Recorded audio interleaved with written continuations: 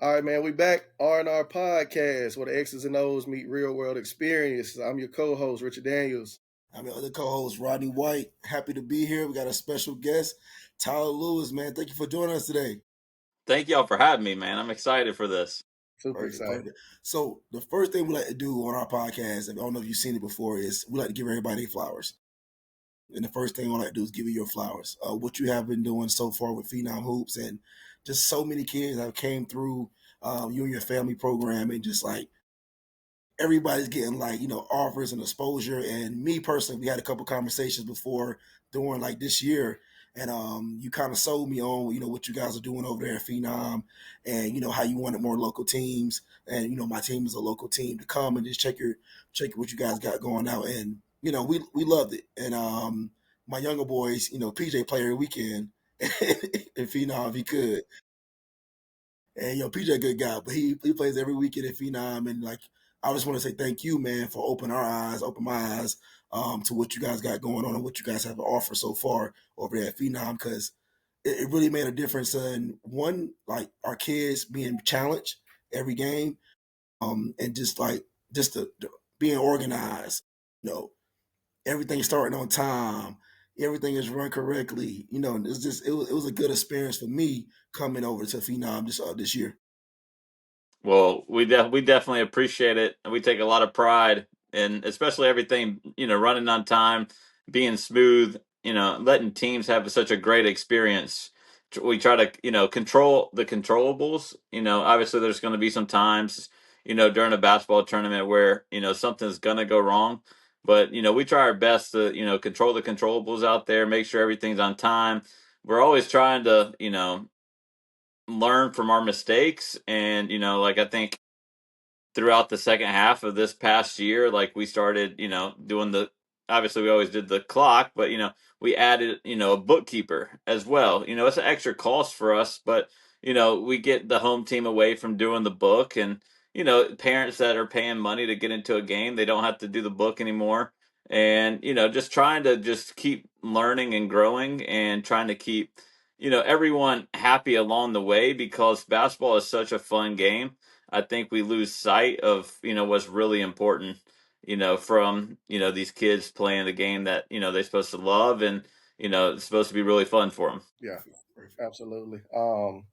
Ty, our experiences it goes way back to our playing days, and you know, uh, I can remember being in the gym. I want to say we might have been in Kernersville, or we might have been in Greensboro, and I tell people all the time, playing against your dad, and uh, having those teams that he had, and just seeing him go from coach to, this different platform, man. Just knowing you guys is definitely a beautiful thing. Just seeing you go from player to you get into the college world, and then now you're basically helping run this organization with your family. That's super important. And so again, we appreciate that. Rick and Kobe and your mom, man, they are genuinely good people. They are genuinely good people, man, and good family. And so we had to get you on here as one of our guests. That was one of the things that I definitely wanted to do, is have you all on the platform. Well, we definitely appreciate it. My dad's been doing it for a long time. He started coaching me at 2001. I was 8 years old. He started with the Carolina Flight. We've had some really good teams throughout the years. Back when AAU was AAU. I mean, we won 3 state championships to start off with. We went to the state. I mean, our first 6 years, we won 4 of the first 6 state championships. And I think people forget, like, especially my dad, they forget him as a coach a lot of times. They Mm-hmm. see him running this stuff, and they forget him being on the sideline. And really, I tell him all the time, like, if it wasn't for him, I would never be where I am today. And Absolutely. just because he taught me so many life lessons, especially him being a dad, but as a coach as well. And I think too, from just being able to play for my dad, it's just really cool. Like, being able to have him at every game. Like, obviously it's challenging along the way of having, like, are you coach now or are you dad now? But like at the end of the day, being someone who's so supportive and being able to, give his time to, run practice on Tuesdays and Thursday nights and then give up weekends to, help our team is pretty special. So, and I think like, our family too is just so basketball oriented from the start with my brother, my sister, my mom. Like normally we're always there at the tournaments, and my mom we're a tight knit family, so we love what we do, and obviously this basketball game has made us closer as a family too because we get to see each other, every weekend. I told Yeah, sometimes when I got into the college coaching landscape, I saw my parents 2 or 3 times a year just because our schedule was always. We were playing games or not, and then now if I don't see them 2 or 3 times a week, I yeah, say this is really weird. So it's really cool that we get to bring this family. It's like it's a family business, and we get to do something we love. And there's good times, there's bad times, but at the end of the day, you get to do it with people who share that same love for the company that I do. And half the time y'all are running a podcast, so like obviously y'all two cared so much about what you're doing right now that is pretty special. You want it to be the yeah, best you can. So, and just like with Phenom Hoops, we want it to be the best we can. yeah, yeah. Before we get into the questions, I got to share this story with Rod and Tyler. I don't even know if you remember this. So y'all are with the flight, and this is like probably eighth grade. So you might have been seventh grade, and I think you either were playing up or I was playing. Like people don't realize I'm younger, but I'm in a higher grade because I started school early. So I was playing with my age and not my grade at the time, and so y'all are beating us by like like 50. I mean, it's like it's ugly, man. And Rick is on the phone, feet crossed, knees crossed, on the bench talking, doing a game, and I was like, this guy is cocky. Like but the team was so good, man. Like his like Rod, those first few teams, like those players that if we went down that list, man, they were like at that time, they were way beyond their years. Like that, people don't realize that. I don't even know if you remember that, but I would never forget that. Yeah. Well, I think what made our team so good too is obviously like we were we really gelled together, and I think what really helped us is we practice every Tuesday and Thursday. And nowadays, like it's hard to get people together for people are doing many different things. Like shoot, I know how expensive it is the rent gym space every weekend.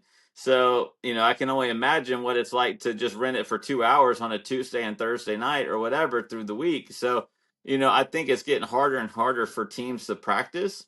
So I mean that was such a a valuable piece for us is we were always one step ahead of everybody else because we had that chemistry. And obviously we played unselfish, and um we just really wanted to win. Like that was the main objective. And I think my dad had a good goal set in place, and he coached us really hard, but it was really fun playing on his teams as well. Yeah, yeah, nah, absolutely. Well, I'm gonna jump right into the first question, man. Tyler, so what was you guys' purpose of having a grassroots platform, and what is your like day to day, like what is Tyler day to day running the fighting on hoops? Well, I think it's really cool to have a grassroots program. I think the best thing about what we do is giving these kids a platform where they can reach their goals and their dreams. And some of my favorite moments of playing basketball, even as a kid, was, playing AAU basketball, playing travel basketball, going to spend time with your friends on the weekend, staying in hotels or whatever. But just being able to give these kids a platform where they can go out there every weekend and have fun playing the game they love, and get to do it with their friends. And I think that's like we put a lot of pressure on these kids, and it just like a lot of adults do, and like we lose sight of like, all right, basketball is supposed to be fun. It's the most fun sport in the world. Like let's go out here and like let's give them something where they can lose all like like this is like lose all that that pressure, just like go out there, enjoy it, have fun. And like that's something like I want to do to help these kids, because a lot of these kids, like, being in a gym is an outlet, and it's giving them a different space where, you know what, like, you know, it helps them with their day-to-day life. And, you know, being part of a basketball team is one of the most valuable teams that you can be on, because you're dealing with people from all walks of life, and you're Mhm. learning how to communicate with people from all walks of life. And, you know, when you get into the real world, and I know my dad hits on this all the time and we hit on it, like, you know what, you got to use these youth sports to set you up for like lifelong success. and Absolutely, yeah.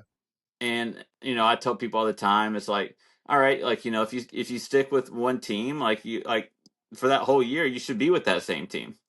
Like, we Mhm. have a lot of jumping around nowadays, so it's like it's hard to, you know, and you know, like, Yeah, and part of it too is like we're playing, you know, we're hosting tournaments, so it's like these kids want to play, so you know, like, it's, you know, so it's a win-win for some kids, lose-lose for others. But like, um, but going back to your question, my day to day is, I tell people all the time, like, the hardest part of my week is the weekdays, um, because I'm constantly on the phone, I'm constantly, you know, trying to prepare for the next tournament, and people don't understand, you know, how much time goes into making a schedule.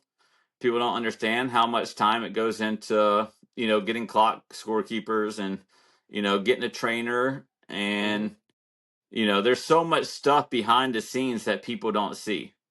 And people think, you know, you just show up on Saturday and it happens. I, you know, Saturday and Sunday, yes, it's like, I treat it like, you know, how I treated like a game, like in college, or, you know, as an athlete. It's like, the hard part's the preparation.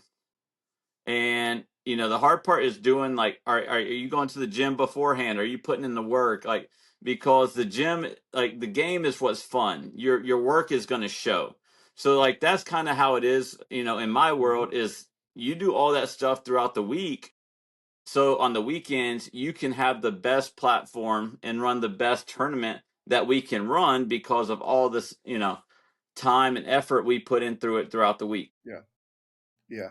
Nah, that's dope, man. Again, I think what, from seeing where Phenom was and to seeing where y'all have kind of transcended. I think y'all are going in the right direction. Is just kind of being that premier platform. Even what you're doing with the players, and me and you have talked just off record of like you know getting in the gym with those players, talking about those concepts of skill development and working on things. Like, a lot of people have platforms, but it's just AAU or just grassroots basketball, and y'all are kind of doing something different with, okay, well, I'm getting this player who's considered one of the better players in North Carolina, and I'm giving him more exposure by getting in the gym with him, and we're going over 15-minute ball handling routine, or we working on going off screens. And so I think that's probably one of the best things I think you guys have done to kind of make yourself a little bit different from other platforms. And so I think that's really good, and that kind of goes into like our next question of what, like, when you think about your mission of Phenom Hoops, right? Because everybody has a mission. What makes your platform different from all the other grassroots platforms, especially on this side of the country? You know, I think what we do best is we try to give exposure to not just the best teams out there or the best players out there. And there's so many kids out here that just get lost because, you know, they play for a certain team. Like, everybody's goal nowadays, which, I mean, you always want to play for the best team and whatever, but like, I want the local team to be like, oh, the kid to be like, I want to play for this team. It's local. I want to put on for the city, and you know what? I'm still going to be able to be recruited. I think what helps us out too is we have a great recruiting, you know, scouting service. We have over 100 schools that take our service, and we send out reports, you know, every 2 weeks to, you know, and, you know, we have our ACC schools, we have our big times, you know, our big time schools. But what's most important to me, in all fairness, is the D2s, the D3s, the NAIAs, the JUCOs that take our service, because not every kid is going to be playing at the highest level. It takes a special kid to play at that level, and it's more unlikely for a kid to play D2, D3 than it is to play Division I basketball. And I tell people all the time is you always, and that's what we do best. Even at our event this past weekend, we have multiple D2, D3 coaches in the gym. It's helpful. Those guys can be out every weekend. They don't have the recruiting calendar that Division I schools do. And I think our staff has great relationships, especially with the local schools around our area. And I tell people all the time, the D2s and D3s, they recruit local.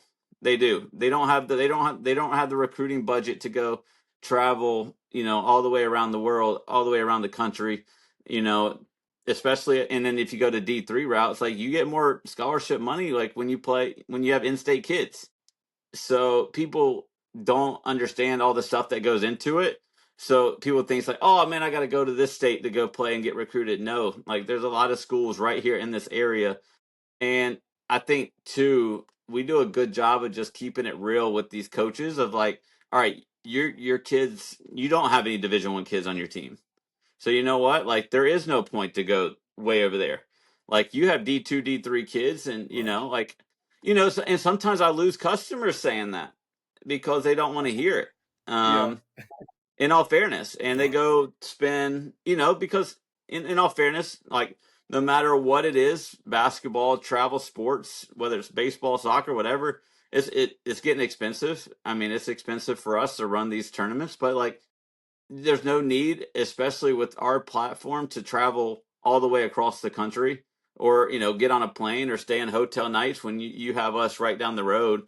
Because most of our tournaments are Rise and near Winston-Salem, or Rock Hill, like Raleigh, stuff that's really local, especially to the hoop state, where you can get there in less than 2 and 3 hours. And I think we do a great job too of how we schedule games. Like we don't have teams there pretty much all day anymore. We normally get you in and we get you out. yeah, And we try to put yeah, teams in pods of like, all right, they play at 10, they play at 12. Because honestly too is like, if I think about it too is like these coaches, as much as they love it, they have families too. So like they want to spend time with their kids, and they want to do something Mm-hmm. outside of just being in the basketball gym. So like let's try to get them in, let's give them the best platform, and let's try to show them the most love that we can. And the last part about, what makes this so special is I think no matter how mad or how happy you are about the Phenom platform, myself, Colby, or my dad is always at an event. And if there's ever a problem, you can always come to us.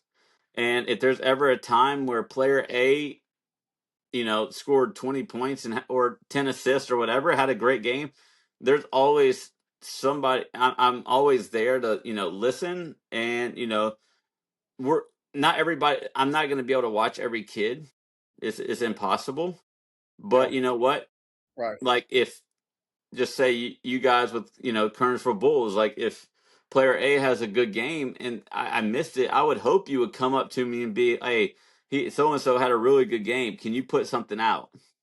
Because at the end of the day, people don't understand what one tweet can do, what one Instagram post can do to help a kid's Mm-hmm. recruitment.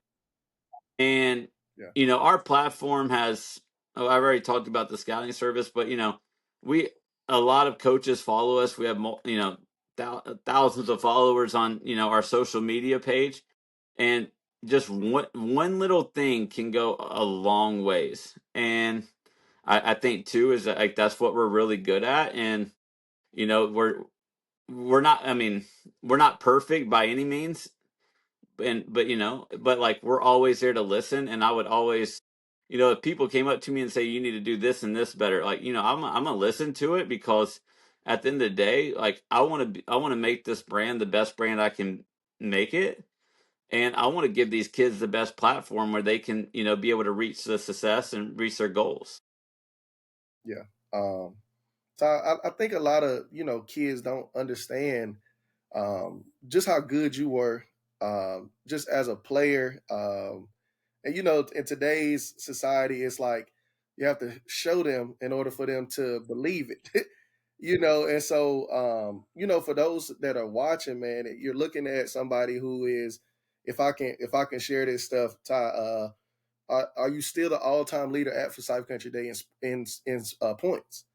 And that was 4 years, eighth grade to 11th grade. You Yeah. know, we're talking about playing at Oak Hill for legendary Steve Smith, McDonald's All American. Ranked number 7 in the country at your position. Of course, they don't realize you played at NC State, you played at Butler, man, and so sometimes people have to hear these things, or they have to see that you experienced it first in order to know just how serious it is when you have somebody giving you uh I guess feedback, or criticism or critiquing. You're able to do it because technically you're an expert at this. Well, well, I wouldn't say I'm an expert, but yeah, like I always tell people, don't judge a book by its cover, and I think that's what Hmm. makes me like so good at like not well, I wouldn't say so good, but like I do a pretty good job at telling these players like or knowing like what level these players are because I'm not sitting there like honestly just use like I tell people all the time, it's like you see a white kid, you think he can automatically shoot. And I'm like, guys, like, that's not how it always is. Like, you know what I'm saying? Or you know what I'm saying? Like, just say it like can't judge a book by its cover. But like, Right. you know, but the one thing is, I think and it's terrible that it is like this for these kids. Like it's different sometimes when, kids do hear my accolades, they start listening more. And I'm Hmm. like, guys, like that shouldn't happen. Like, you know what I'm saying? Like if I'm telling you something, or if Coach Daniels or Coach White's, telling you something, like no matter what level they're playing at, they're adults and you should listen to them and respect them. And I think like that's the one thing like my dad always, taught me from an early age is just like that respect factor. It's like, if a coach tells you, I still remember this story, when I was a kid going to camps and I had a guy. He's like, if the coach tells you to, pat your head and rub your stomach playing defense, that's what you do because that's what the coach tells you to do. And I used to think Yeah. like, man, it's the dumbest thing ever. But like, obviously, a Right. coach would never tell you to do that. But like, just that Yeah. respect factor, from being an adult and being part of the game, like just, I mean, I think kids don't, listen as much as they should nowadays. In all fairness, but like, Absolutely.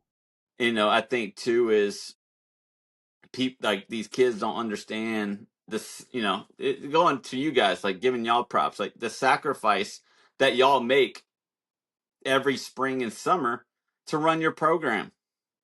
People don't understand that, like the time commitment that it takes. People don't understand the money that you spend. A lot of time, like if I'm sure you have team fees, but team fees don't get reached. Like, guess who the money's coming from? Yeah. It's coming from you Yeah. guys. So Yep. people don't Yep. understand the sacrifice that it takes for you guys to do what you do to the best of your Yeah. ability.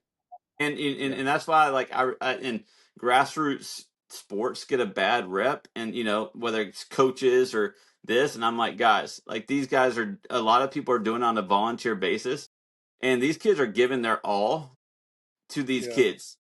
Like in all fairness, like these, you coaches deserve an award every weekend. No, in all fairness, because look how much y'all do for these kids. If you have 10 kids on the roster, you may have one of your own kid on the roster. So 90% of the team is someone else's kid that, what, that you're loving on and showing them the love that they need and showing them life lessons to help them. Yeah. Yeah. Yeah. Like that's the Absolutely. one thing, like I really respect, kind of off topic of like you asking me about kids or whatever, but like I really respect that from like the grassroots industry of all the coaches that take their time and their effort, and like I think kids should know that, like from the start. Like I think you I think if people like laid it out on like from the beginning, it's like, all right, this is how much I'm spending on you this year. This is how much I'm like. how much time I'm spending away from my wife and other kids to be with you. Like I think people would have a lot more respect and then they would know it more. And then plus the other parents would probably respect you and not have some BS about some playing time and some other stuff that you would have to hear. So Yeah. um Yeah. but yeah, I think too is like going back to your question, just like being able to be in that position. I think kids are able to listen to me a little bit better than Yeah. playing Yeah. at the ACC, playing in the Big East, McDonald's All American game. I'm a 5'9" guard who's not the most athletic, and I had to rely on my basketball IQ and my skill set and being savvy out there on the court. And like there's I had to learn the true fundamentals of the game because my athleticism wasn't taking me to the top. Yeah. So I Yeah. had I had to do what was best from I had to do all the little things on the court. So, and I tell people that all the time. It's like, and to all these kids who think they got to be the best player on their team to you know get a write up. I'm like, no, be an all star at your role. Make sure, No, and absolutely. I tell people all the time, if you're a point guard, like I work with Deontay some, Neil out of Reesville, and I people don't understand what a great leader he is. But you know what? Being a point guard, you never hear somebody say, oh, Deontay averages this, this, this, this. They're like, no, he has two state championships. He's only lost one game in high school. And, and he's been to the Peach Jam championship twice in Nike or whatever. It's like, that's what you hear about him. You don't hear, oh, he had 25 tonight. He's averaging 23. No, it's like, he's a winner. He's a leader. That's what he does. Yeah. Oh, And well, you know I what? get And I this. tell I get and I this tell people all the time, firsthand. he's 5'8", 5'9", whatever, but he Yeah. wins. So Yeah. it doesn't like it doesn't matter what your size is, it's how you impact winning and it's how you impact the game. Yeah. Well, I get to see that about 3 times a year, so Well, I know I y'all are in tell the you. same conference. Yeah. Yeah. I think some of the biggest challenges that we face now is, there's so many other platforms that do a pretty good job too. And I think the secondary circuits are, sometimes hurting us of obviously you have the shoe circuits of like the Nikes, the Adidas, the Under Armours, the Pumas, and they're all really, really good. And I never talk down on anybody, but like I think sometimes now, from our standpoint, is like some of the teams that may have been on UA Rise or Adidas Gold or whatever were normally some of the teams that you know were playing in our live periods. And Hmm. I think too is like that's why I really want to build relationships with the teams that are really good locally, because Hmm. I want to dominate this area, because I know, like I said earlier, these schools are going to recruit Yeah. locally. You go ahead. Yeah. And I think being able to have teams like you guys on it, that's going to have college level players, and that's going to bring college coaches through the door. And another challenge is just trying to you know handle whether it's like coaches or parents acting up during the event. Something that I think takes the sometimes it takes the fun out of the game for me, like out of the Yeah. tournament. Yeah. We're putting in a lot of work throughout the week. Obviously, you're always going to have challenges, and a lot of the stuff that we get complaints on is stuff that's out of my control. Guess what, guys? Absolutely. I tell people all the time, it's like if I was able to go get ACC refs in here this weekend, I would go get ACC refs. But Yeah. there's not no Yeah. ACC refs that are going to come in here and referee this 17U basketball game. Yeah. And Yeah. and I think nowadays too is referees are really hard to find, whether it's at the high school level, AAU level, and not a lot of people. And I think that's where you get a lot of complaints. But you know what? I tell people all the time, it's like if you don't have referees out there, you're not having a game. So, Absolutely. and you know what? Absolutely. Like as good or bad they are, like at least they're out there, and you know what? They're spending they're refereeing 14 games almost every Saturday. Yeah. So, Yeah. they're not always going to be good. I'm not saying they're the best in the world, because they're definitely not. But like, they're not the worst either, guys. And they're like I say, they sacrifice. They're out there giving up their weekends too to do a job to help these kids too. Yeah, yeah. I honestly, man, with grassroots, just as a high school coach and an AAU coach, I see it from both sides now. And I think, for you guys, it's you're trying to run a platform and you're trying to give everybody the opportunity, but it's like when you have some people that necessarily haven't done it on that level, a higher level, they don't realize, you, when you make it about the adults, it only hurts the kids, right? So, because a lot of your problems are not the kids from when we're at the tournaments. I mean, kids get into it sometimes, but mainly it's the coaches or the parents that are, arguing with the refs or want to stop the game, or you just like you said, some things are out of your control. But the adults, most of the time, are hurting the kids when they make it about them. Yeah, and I talked about it earlier on the podcast of just keeping the game fun for these kids Right. and keeping the game as exciting as possible. Like, obviously, when you see a parent as a kid, if you see a parent in the crowd, if it's your parent, if they're acting up, you feel like you have the responsibility. Now I can act up. It's just like when I remember, it's like I was in college and coach was like, I got to keep, as a coach, I got to keep my composure, because if I don't keep my composure, my kids aren't going to keep their composure. Like, they're going to feel like they can Yep. act up Yep. just because I'm acting up too. And I Yeah. think that's Yep. that's the part too, is like we lose sight as adults of, obviously, like, props to every adult that comes watch their kids play. I think that is one of the like coolest things that they're. A lot of kids don't have that opportunity to have mom and dad in the crowd to watch their kid play. So for let's give them props first off, because they're being supportive and they're loving their kid. And I think sometimes it does go a little overboard, with the way they act. And I think sometimes, and I tell people this all the time, especially the parents that act up, don't be the reason your kid loses a scholarship or don't get recruited. Yeah. Hmm. Because Hmm. when I was in college coaching, even though you're recruiting the kid, you recruit the parent and the family as well. That's a gem right there. That is a gem right there. And and um, and you know what? Like, I always said this. Like, you can tell a lot by the way a family acts, by the way they respond to their kid getting taken out of the game. hmm. Hmm. Like, or how they're playing, like, because at the next level, and that's job security. A lot of these coaches are making really good money at the next Yeah. level.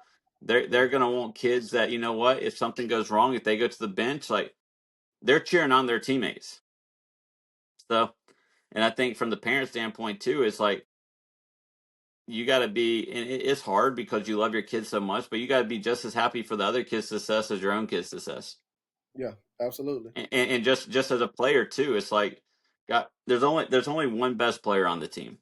I tell people that all the time. Like, when I was in college, I was never the best player. My goal was to run the team, run the show, take care of the basketball.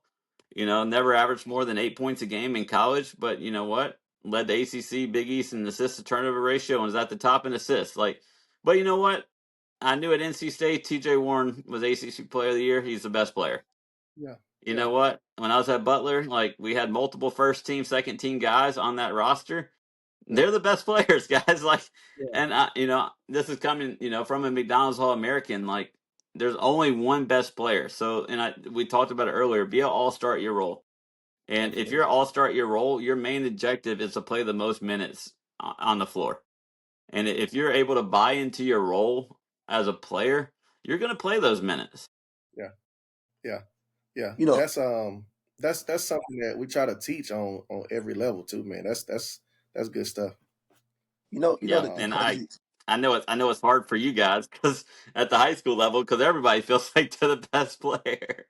Or, Man. you know what, if you're not, I mean, hey, coach, why is this kid playing more than me? I'm better than him. I'm like, It's tough. okay, whatever. It's the, Yeah. the the crazy thing about it is like, at AAU tournaments is just nowadays, we're not just coaching the kids, we really coaching the parents also. Like, like just keep it calm, just relax, calm down because like you said, man, if a kid get upset and a parent get upset, if a parent get upset, the kid get upset. It's like it's tough for us as coaches too, because you have to coach adults and really coach the kids at the same time, and just keep your composure as a coach the whole time. So yeah, it's tough, but we sign up for it and we know what we're supposed to be doing. So, but it's tough these days, man, because you want your kid and your tournaments, Tyler. Like it's coaches all in the gym all the time, and the great thing I like about your tournaments is that you might play team flight, then you might play team loading, then you might play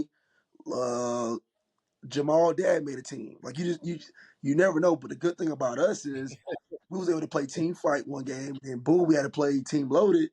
And it's like, y'all are playing these top teams. It's no excuses. Like what I'm saying. And like the coaches are right here in the corner. So if you come out the game and don't shake my hand or don't dap your teammates up, guess what? That coach sees that. And Yep, and I we just trying to save these kids, let them know. yeah, and you talk about like obviously, especially at our events, you know, there's a lot of D2s, D3s out there in the building. And I tell kids all the time, you only have one shot to make a good first impression. Hmm. And people don't understand that. You never know who knows who. Because I get college coaches hitting me up all the time. It's like, hey, I know this kid's good as a player. How is he off the court? And I tell people all the time, I normally, if I know the kid, I try my best to take up for the kid as much as I can. But there's sometimes where, Right. I got to be like, hey, this kid's, he's been in two fights and, always causing problems at our events. Like, that's probably not the best person that you want in your locker room every single day. Yeah. Yeah. But you know what? I tell kids all the time too. Like even when they come up and talk to me, if there's a college coach in there, um, like go shake their hand, go introduce yourself, Hmm. because even if you're not that level, people understand that. Like or like take the time. Like don't be overboard and like the coach got to do their job. But hey, I'm Tyler Lewis. I play on this team. Like love for you to catch me out. Like, you know what I'm saying? I go to this school, this school.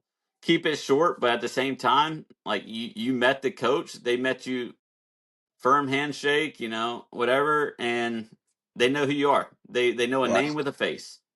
Yeah. And I and love and I that. and I, t- I tell and I try to tell coaches as much as I can too. Don't be scared to go with go tell these coaches and introduce yourself too, because your job you know as a coach is to get your kids recruited too.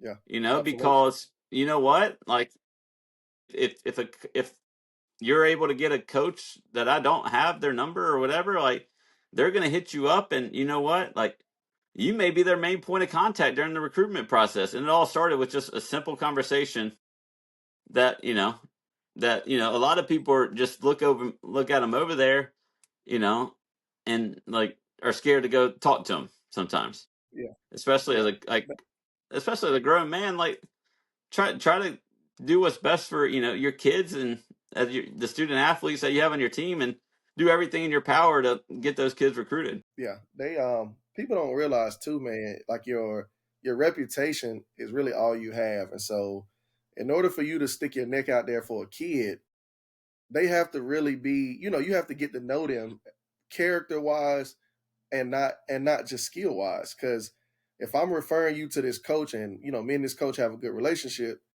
I send him to you and then you act out or you're not what I explained. The next time I reach out, man, I remember you sent me this kid. I'm not doing this. Nah, I don't know if I can do this. Like, Yeah. parents don't realize, parents do not understand. I am not sending a text to a coach that I personally know if your kid is not ready for what that coach is going to be able to do, or if they're not college ready, Yep. and that's okay. I remember when I was in college coaching. I remember some of our coaches on staff would, they would. obviously call the coach. They would do their homework. They would call like the academic advisor. They would call like the principal of the school. Like people who don't give a have Yeah, anything to do with your basketball life. They just want to see like what type of kid you are. Right, right. And people don't understand that because these college coaches, like, it's a year to year job nowadays. yeah, yeah, Like they yeah, don't, like, especially it's they don't have a lot of like wiggle room anymore like they used to. Like yeah. It's real if right now. something happens, like they're moving on, and like Right. these college coaches are under extreme pressure every single day. So like obviously they're going to do their research and they're going to take their time to try to get the best kid they can to help them win the most games. Yeah, yeah, yeah. I remember having a coach tell me I brought him in to practice, and one kid was laughing while he was talking in the huddle, and he stopped the huddle and was like, man, when I coach, I pay a mortgage. Like I take care of my family. I get paid $2 million. I mean, he was honest. I get paid $2.3 million to take care of my family. Your coach is here, and he getting a little stipend. And he was honest. That little stipend for I'm not even gonna say what coaches get paid, but you know, that little stipend is just that's something extra. But he's got a job on top of that. If I lose my job, I don't feed my family. And kids don't realize that that's the business part. That's the business part. 100, uh, 100%. Going into the next question, Tyler. So, how do players balance chasing exposure and staying loyal to a school or a grassroots program? Like, how do they, in this society where the transfer portal is crazy, high school, AAU, we always talk about the AAU portal. Like, how do they balance chasing exposure and staying loyal? I mean, I think right now it's as hard as it's ever been. I tell people all the time. In AAU I was lucky because I played with my dad. 9U through 15U, and then we actually combined with Petersburg Elite with Ty White, and then that's how Team Loaded was joined. That's how it was made.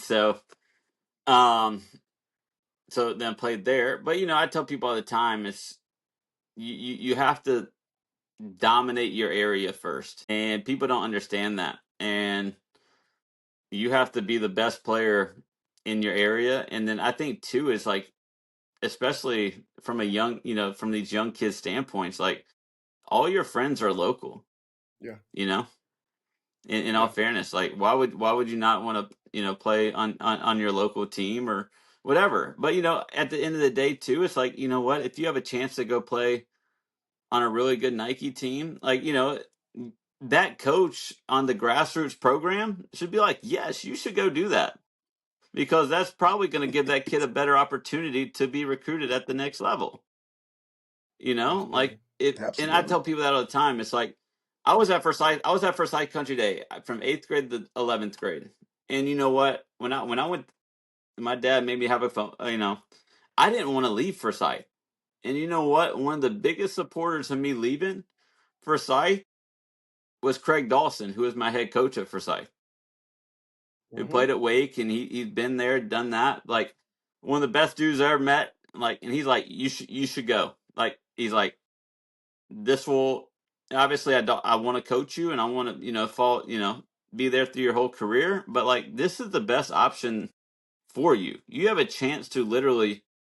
And I told him, he's like, what are your goals? I was like, I was already committed to NC State at the time, as a junior. But like, I was like, Hmm. play at the highest level, be a McDonald's All American, be able to compete, for, state national championship. He's like, well, you're probably not going to be a McDonald's All American stand here at Forsyth Country Day.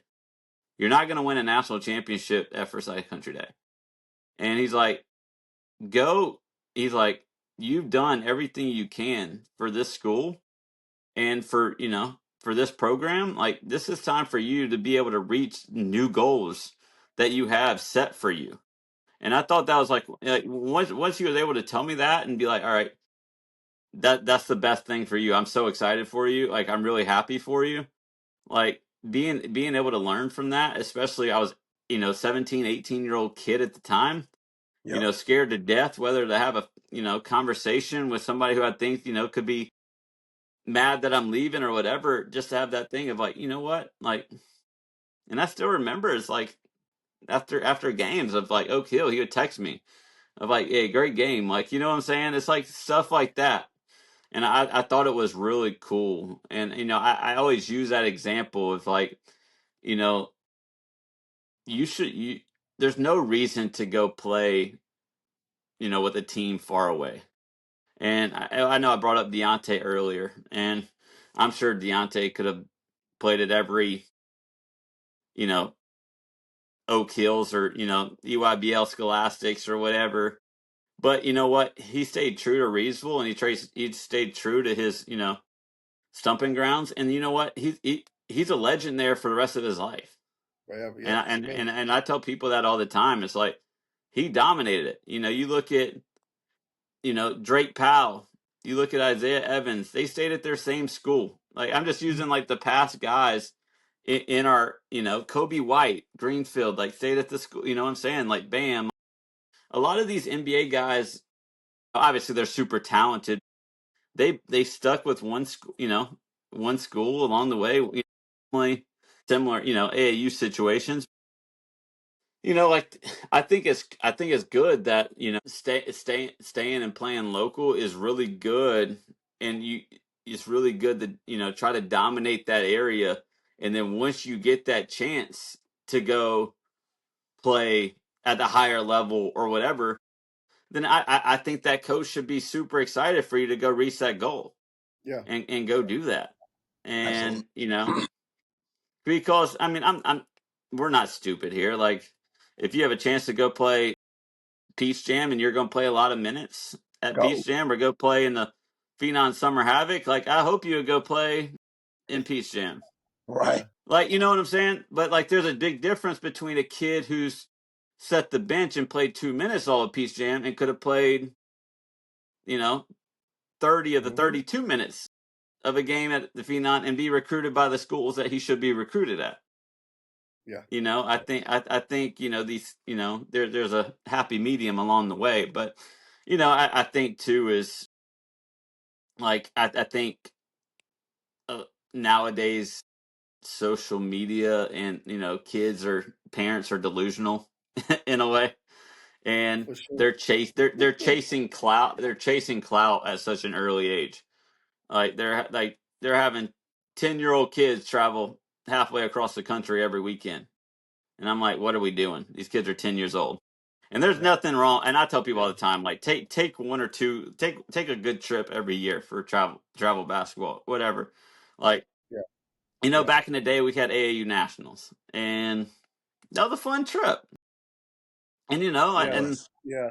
and I tell people all the time too, it's like the sacrifice that if you're gonna get to that next level, like those are your vacations in a way. Yeah. Like Yeah. those whatever those trips that you spend, like there's not a lot of time that you get in going back. Sorry, it's totally off subject, but like going back to your question of staying local or whatever. I think I think the local route's great. I really do, and I think kids should be able to play in front of their hometown and bring Right. great crowds. I think sometimes you know I think there's a certain amount of kids out there that can go play at whatever school they can play at and still be Hmm. really good. And Yeah. those type kids are normally your high major players. But Yeah. and but I think kids lose sight of, I'm not that type player. So let me be Yeah. here and let me be a stud where I'm at. Where I'm at. Yep. Yep. I think, I know Rich probably the same way I am. I think we all done had kids that was just any AU team you have, you got that one kid and you just like you love all your kids you coach, but it's always that one kid and you like, okay, this kid, he can go do some things. And I had a couple kids early on, and then lately he had an opportunity to go play for Garner Road, and I'm like, listen, dude, you got to go do that. I talked to his mom, I talked to him, and he was like, I want to play with the Bulls, and I want to play with them too. But I'm like, man, go ahead and go to Garner Road. Back Can you Yeah, hear? hopefully that didn't lose all the other stuff. It Got you, did. got you, got No, you good. you. You good. I think we got most of that. I don't know. I don't know if that's like the app or if that's us. It happened on the last one, and I'm like, sometimes it's just the connection, or maybe like where you at or the quality of the uh the phone or the laptop. But we can edit that out. We edit Yeah, that part out. for sure, for Um, sure, for sure. yeah, Rod, let's go ahead and go into five. Cool, cool, cool. Sounds good. Sounds good. So, how do you compare like the AAU and until like the AAU now and the AAU back then? Like, what is the comparison for you? I mean, I think it's really different. I think it started really changing whenever all the shoe circuits started getting involved. Um, because I think now it's as political as it's ever been. Like you have teams that Nike teams don't want to play Adidas, whatever. Like I don't want to play independent team, like this and that. It's like when we showed up to AAU nationals, whoever you put in your pool, whoever was in your bracket, that's who you played. Or who's ever at AAU states, that's who you played. And I think too is and I think we're gonna get into this next year with like our younger kids, but the whole like we're doing like the national sports ID with the eighth and below, and I think too is like I Hmm. love back in the day of just turning having that birth certificate turned in. I think nowadays people are out here chasing trophies instead of chasing doing the right things.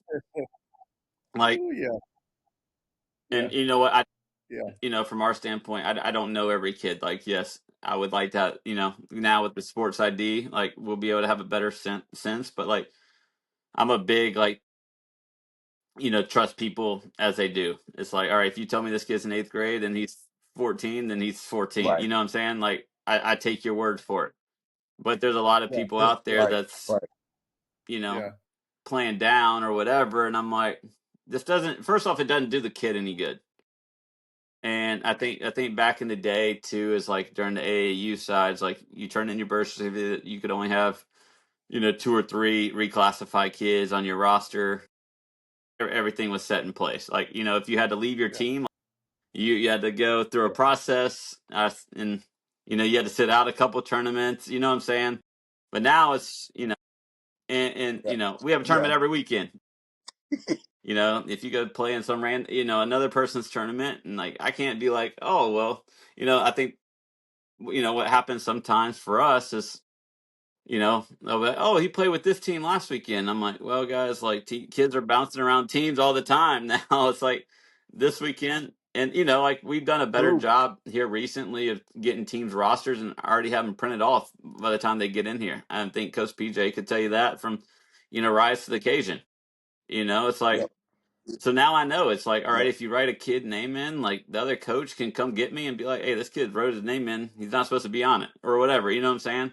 So, but I think too, like I think there's more teams, and I think there's more players playing basketball now than back in the day. And I think it's such a positive because people always say it's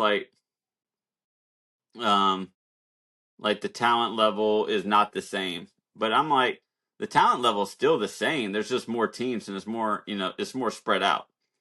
And you know what? Like, and I tell people all the Yeah. time, True. we're in it for the kids. So why not give every kid the chance to play on the platform? Like, back in the old Yeah. AAU, I like, love that. if you didn't make AAU nationals, like you're not going to nationals. Like you better go Right. catch a yeah, super yeah, showcase somewhere and yeah, a super regional or whatever they used to be Right. called, and then try to earn your way into nationals. But you know what I'm yeah, saying? It's like it's cool now. Like I think too, it's like okay, yeah, Yeah. like there is a lot of different tournaments nowadays, tournament organizers, like, but you know what, like our everybody's platform does something great, and I tell people that all the time. It's like I'm never going to talk negative about another platform. Like everybody does something that they do well, and everybody has something that they can improve on. But you know what? All these kids every weekend have a chance where they can go play. and go do it. Back then, like AAU, you had your pool play, and then you had states, and then you had maybe a super regional, and then you had nationals. There wasn't too many times where you could go play. Right. Like Right.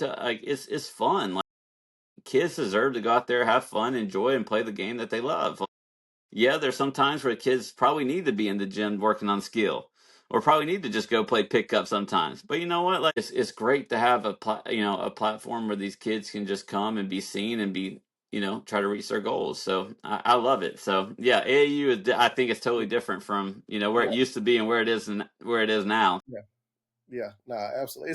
It's totally different. Our last question, Ty, and this is kind of like we go through it as public school coaches, so we want to get a perspective from somebody else, right? So if you have a kid that is getting recruited by private school or prep school versus staying at a public school, how does his family and himself determine what's a good fit for him, staying or going to these pop-up schools or private schools or whatever? How do they determine what may be a good fit or if they should leave? Well, I think families should just be upfront and honest as possible.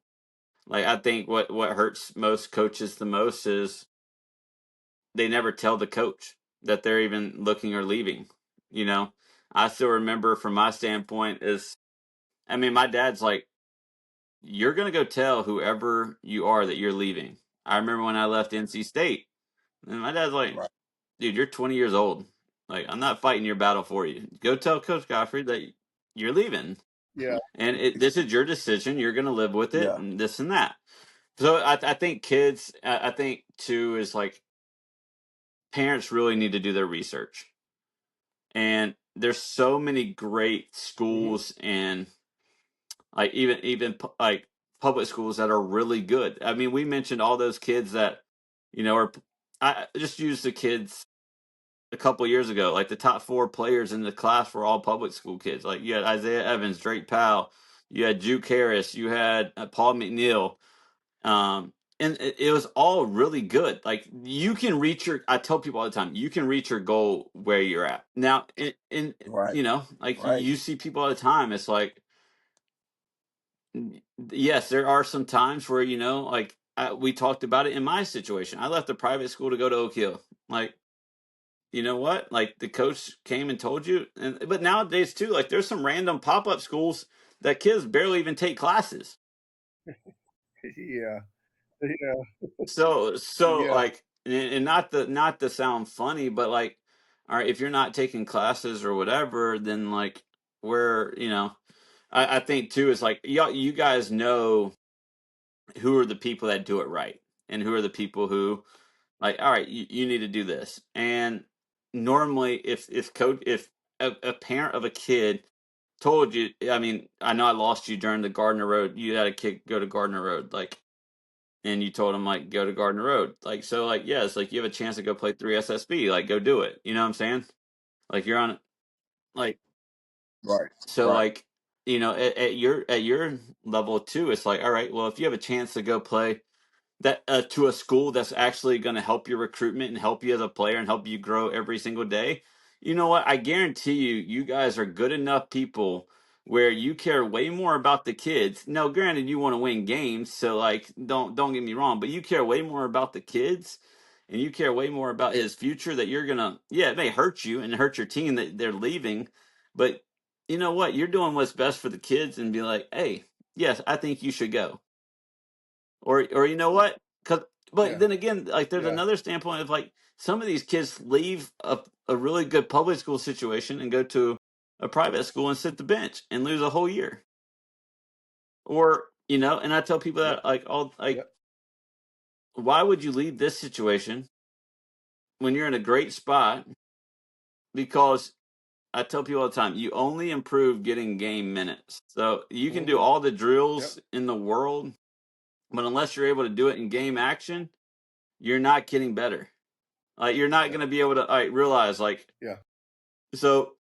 I think too is like I think public schools catching like the worst of it right now because obviously you have the private school landscape. You have the prep school landscape. You have, all the, pop-up schools or whatever. So it's like, um, I think I think it's getting really tough for the public schools in all fairness. But, I tell, there's some really good Farmville Central. I tell all the time, like Larry Wilford, like look how good they are. They're a Yeah. 2A Right. school in Eastern Right. North Carolina, Right. whatever. Like, you know what I'm saying? Like, like there's some really Yeah. good, public schools out there and really good coaches at those schools. I think too, it's just, I hit on it before, have, you know, good conversations. I mean, hard conversations. Like, people don't understand how valuable hard conversations are. And yeah, like Hmm. they're hard for a reason, but normally you're able to get a lot of good out of it. Like, you're never able to grow unless you have hard conversations. Like, you're never able to grow your marriage if you don't have hard conversations. Like, there's gonna be stuff that make you mad that That's true. you're never gonna have. And as as a player, like, if you don't have Yeah. hard conversations with being a point guard as a leader, like, you got to have hard conversations with other players on your team. You got to have hard conversations with I got benched my junior year at Butler. Started the season 13-2 or whatever. We're top 25 in the country, and I got benched. And I'm like, you got to have hard conversations. But then again, it's like with the coach, like, you got to be able to have those like good hard conversations that bring out positives in the end. Yeah. Yeah. Yeah. Nah, that's man, you honestly you hitting on a lot of points that A lot we of solid. always talk about with our players, but we definitely like the purpose of this podcast is really for people to hear other people giving these same points because It is. basketball is universal. And we always talk about, you're gonna hear the same things that I'm preaching. You're gonna hear that, definitely. Um, you're gonna hear that definitely. You're gonna hear that definitely, man. When you have when you get into good coaching. I think that's the best part. When you get into good coaching, it's like if I'm telling you these things and somebody else is telling you Yep. these things, they know basketball. Right. We definitely appreciate, man, all the gems you dropped today, man. Like some of that stuff you were saying is like, I can't wait to put this out there. I cannot wait to put this out there, bro, because they need to hear it and it needs to come from somebody other than myself or Rod or it has to come from different basketball minds, man. So we No, definitely appreciate I it, man. appreciate For y'all having me sure. on. For sure. This was a lot of fun. I love talking hoops, and I love being able to at least give a little bit of gems along the way to help these. I see it all the time because even when I do my training, sometimes you'll have parents or coaches that tell me to go train their kids, and they'll be like, "I just told them the same exact thing you tell them, but they think you're the smartest guy in the world." I'm like, "Yeah, well, they're a Yeah, teenage boy that's don't want to listen to their dad right now." You know what I'm saying? It's Right. basketball isn't rocket science. Like, it's not like, so there's, and I tell people all the time, it's like it's the best game in the world, and it's able to bring so many people together from all walks of it's like you said, it's a universal game. Like, you never know, like, you may have a teammate from Germany. You never know. Like, in your career, like, you know, one of your kids could go play That's true. pro ball in Sweden. You know what I'm saying? It's like the coolest thing ever. Like, so stuff yeah, like this is like yeah, these kids need to know and like be able to learn from this podcast. So I think it's really cool what you are doing and being able to help these kids along the way and help parents too, because I think they're about as they need to hear this stuff just as much as anyone, because we're humans, we're all delusional. So, and um we all need to hear stuff sometimes, and sometimes the stuff we need to hear we don't want to hear. So it's good that you're putting all this stuff out. absolutely. For sure. For Yeah, sure. Well, man, definitely thank you, man, for joining us today. And also, man, like, bless you and your family for what y'all doing. I hope I can keep it going and keep being successful because y'all doing amazing things for a lot of people, a lot of kids. I mean, just giving a lot of kids. And the one thing I'm gonna let you go, let us get off. And one thing that I like, and I don't even know, but like when you interview the kids at the end of the games, so So me on a professional level, I do interviews and I hire people for my job. And it's great that you do that because that's going to help them down the Well, road when they have to talk to people, either on getting a job or just, interviewing after a game. So I love that you do that. And my kids, I'd be like, come on, man, you ain't even answering the question correctly. Like, you're making the Bulls look terrible. You answer the question correctly. So I think that's dope what you do, man. And yeah, you are making it fun. And my kids, like I said, my kids, they yeah. love to go to Well, you know, Phenom. So honestly, shout out to doing the both of you. interviews are some of my favorite parts, and because at the end of the day, a lot of these kids, and it gives them an opportunity to speak. And you know, nowadays these kids are locked into their cell phones, even in class. Like, there's not a lot of things nowadays where you have to go up in front of your class and you know speak in front of them. Like, you never know who's going to interview you Yeah, after the end of the yeah, game, or you know, this is something that's way beyond basketball that I wanted to introduce to Phenom Hoops this past year. Of like, look, these guys are going to go into an interview. We always talk about use these 4 years for the next 40 years of your life. Well, you know what? If you interview well and you learn how to communicate, that's going to get you a job, Absolutely. because absolutely. if you're Yeah, well spoken and you know how to answer questions just halfway decent, like, and have Right. great manners along the way, like, that's something that these kids, I think, and they love doing it. And what's really cool about it is, like, I look at the views at the end of it, and like, just take Coach PJ's group for example. Just use Knox for example, or whatever. Like, he'll have an interview with 10,000 views at the end of the thing, and I'm like, guys, like, yeah, what's really cool yeah, about this? yeah, 10,000 people. You had literally 10,000 views on this video. Like, that is, like, in all yeah, fairness, like, yeah, for a sixth grader, that's really cool. So, and I love, Yeah. yeah, I love doing it, and I think there's so much good from it, and you get to see kids' personality and joke with them, and like, they, and you know what, Sure. it For sure. does. Like, I do think they actually play harder, like, whenever they get to come over there and do stuff like that. It shouldn't be a like, oh, you should always play hard, but they ask me all the time. It's like, hey, if I play well today, do I get an interview? I'm like, Right. you never know. Like, but yeah, it does make me feel good. Like, when they come up before, like, hey, I want to interview today. So it is pretty cool that we get to do that, Yeah. yeah, and it's fun to be able to help these kids, because I do think honestly it helps them get out of their comfort zone too. I had a mom, I had a mom come up to Sure. me. It yeah, actually made my yeah, day. A couple months ago, it's like, you don't know how much positive impact that interview made on my kid. He said he came out of his comfort shell, like, yeah, way yeah, more than he ever has after that video was posted. And you know what? It was just because during that time it was just him over there. Like, he couldn't get, like, whenever, like, people are scared to talk in front of others, but it was just like me and him and the person holding the camera.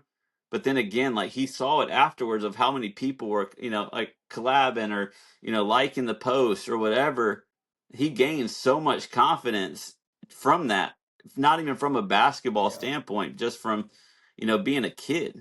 So I thought, I mean, that was really cool. And that was something that was really special to me, because no basketball ability was even done during that interview. It's just, I don't know if the kid will ever play college basketball or whatever, you know what I'm saying? But the kid could be, you know, help them do something else along the way. yeah, Absolutely. yeah.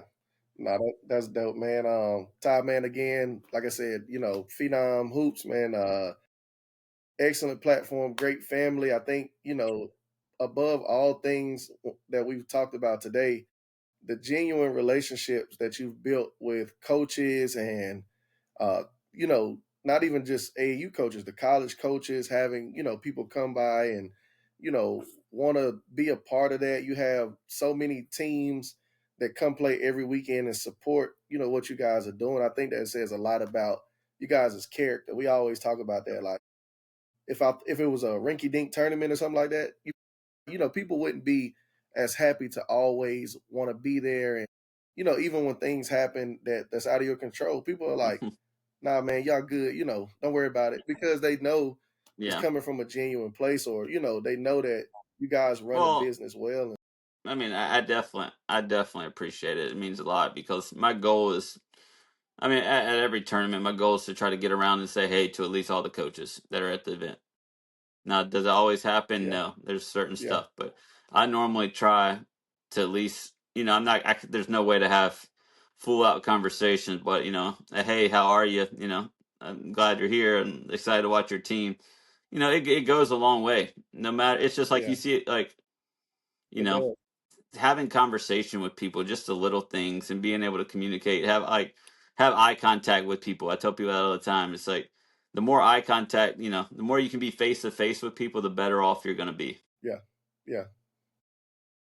Yeah. Well, man, listen, another podcast done. Ty, we're gonna try to get this out. First thing tomorrow. I know it's late. I know you got to get back to the boys, and so, bro, we appreciate you again. This is Sure. R&R podcast, episode 4 Appreciate with you Tyler guys. Thank you. Lewis. We out.